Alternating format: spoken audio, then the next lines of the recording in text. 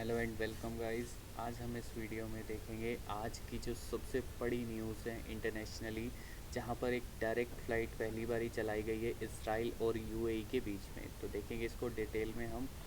यहाँ पर इसराइल की जो एयरलाइन है एल अल एयरलाइन, उसका प्लेन किरियात गत यहाँ पर पहली बारी लैंड किया है अबू धाबी में after flying in from Israel carrying a high-ranking American and Israeli delegation in the first ever direct commercial passenger flight to the UAE। तो ये पहली डायरेक्ट कमर्शियल पैसेंजर फ़्लाइट है यूएई और Israel के बीच में।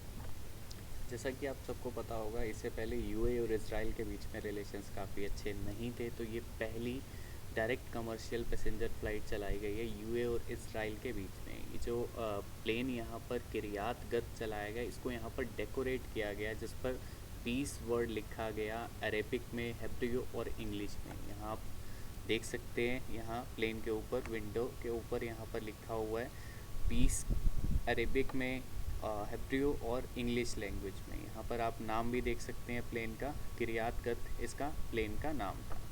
ठीक है, तो ये जो फ़्लाइट चलाई गई है इसराइल और यूएई के बीच में, ये जो यूएई और इसराइल के बीच में इसी मंथ स्टार्टिंग में जो एग्रीमेंट हुआ था, जो पीस डील हुई थी अब्राहम अकॉर्ड के नाम से, उसको इम्प्लीमेंट करा जा रहा है यहाँ पर। उसी अकॉर्ड को यहाँ पर इम्प्लीमेंट किया जा रहा है। जैसे कि आप लोगों ने ये न्यूज़ सुनी होगी 13 अगस्त को यहाँ पर यूएई, यूएस और इसराइल ने जॉइंट स्टेटमेंट में बताया था कि यूएई और इसराइल के बीच में एक हिस्टोरिक डील हुई है, पीस डील हुई है, जिसके अंतर्गत यहाँ पर अब यूएई इसराइल के साथ अपने रिलेशंस नॉर्मलाइज करेगा। यूएई यहाँ पर रिकॉग्निशन देगा इसराइल को एज अ कंट्री, और बदले में इसराइल ने क्या माना कि जो वेस्ट बैंक में इनका एनेक्सेशन प्लान है उसको अभी के लिए ये लोग रोक देंगे।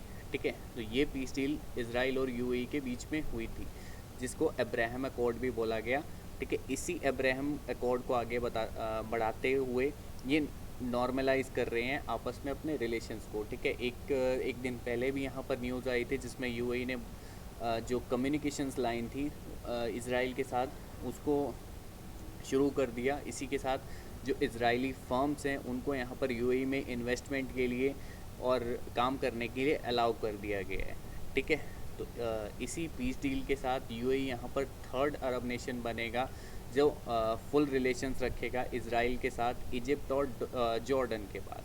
तो ये काफ़ी इम्पोर्टेंट है, यहाँ पर आपको याद रखना कि इजिप्ट और जॉर्डन ही यहाँ पर दो अरब नेशंस हैं जिनके अभी फुल रिलेशंस है इसराइल के साथ। और इसके बाद अब यूएई यहाँ पर थर्ड अरब नेशन बनने वाला है जो फुल रिलेशंस यहाँ पर एस्टेब्लिश करने जा रहा है इसराइल के साथ। ठीक है, तो मंडे की जो ये फ़्लाइट थी, इम्पॉर्टेंट इतनी क्यों थी? 3 घंटे 20 मिनट इसको यहाँ पर लगे इसराइल में, तेल अवीव से ये एयरपोर्ट से ये चली, और अबू धाबी पहुँचने में इसको 3 घंटे 20 मिनट लगे।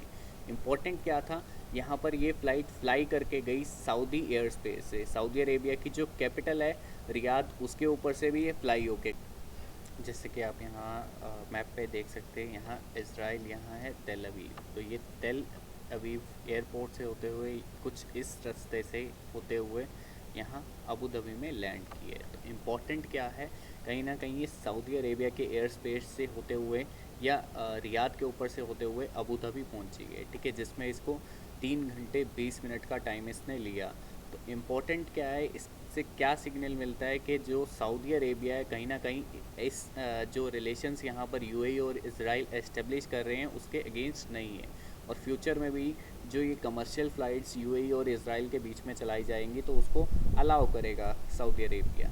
ठीक है, अब जो यहाँ पर इस फ़्लाइट में डेलीगेशन गया उसमें मेनली डोनाल्ड ट्रंप के जो एडवाइज़र और सन इन लॉ हैं जेड कुशनेर, ये थे। इनके साथ जो यूएस के नेशनल सिक्योरिटी एडवाइज़र हैं रॉबर्ट ओब्रायन, ये थे, और इसराइल के national security adviser Meir Ben Shabbat थे।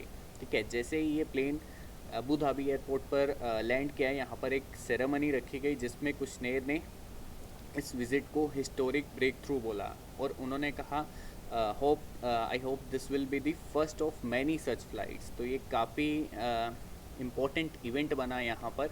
ठीक है, अब देखिए इसके ऊपर पैलेस्टीनियंस ने इसको फियर्सली अपोज किया। यहाँ पर पैलेस्टीन के जो प्राइम मिनिस्टर हैं उन्होंने बोला it was very shameful to see the flight take place. Even कि इन्होंने जो एल अल एयरलाइन है इसराइल की, उसको भी हेविली क्रिटिसाइज़ किया कि उन्होंने जो प्लेन का यहाँ पर नाम रखा था किरियात गत, वो सदर्न इजरायली सिटी का नाम है। ठीक है, इन्होंने कहा कि ये सदर्न इजरायली सिटी जो किरियात गत है ये बनाई गई थी जो यहाँ पर अरब विलेजेस थी उनके रूम्स पर ही ये सिटी को यहाँ पर इस्टेब्लिश किया गया था, जिसके लिए इन्होंने एल अल जो एयरलाइन है उसको भी हेविली क्रिटिसाइज़ किया। तो ये था आज के इवेंट के बारे में।